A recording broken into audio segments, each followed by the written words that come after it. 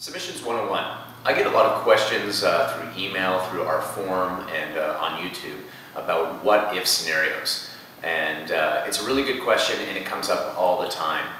Now, the thing that you have to remember that there are some moves which are higher percentage than others. It doesn't mean that the lower percentage moves are not viable in grappling or Jiu Jitsu. It just means that you probably haven't put the reps in to make them a more high percentage move.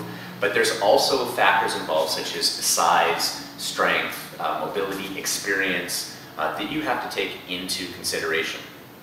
I tell all of my students that you have to play to your strengths and you have to defend your weaknesses. We're not going to be good at everything.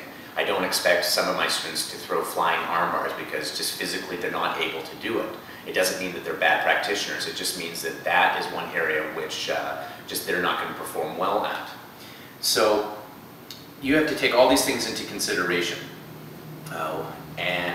For example, if you have a guy who's like 5'5", 150 pounds, and he's fighting someone who's 6'2", 210 pounds, there are certain advantages here and disadvantages that they will encounter. For example, the shorter guy probably will have trouble getting a triangle choke or a scorpion punch because his legs will be too short or his opponent will be too broad, and he just won't be able to lock in his legs well and nice and tight. On the flip side of that, the shorter guy, if he was in someone's half guard, he'd be able to pull out his leg easier because his legs are just shorter, so just some physics involved there. So remember that if you're thinking about, well, what if this and the scenario's not working, you've got to play to your strengths, and not everything will work for all people all the time.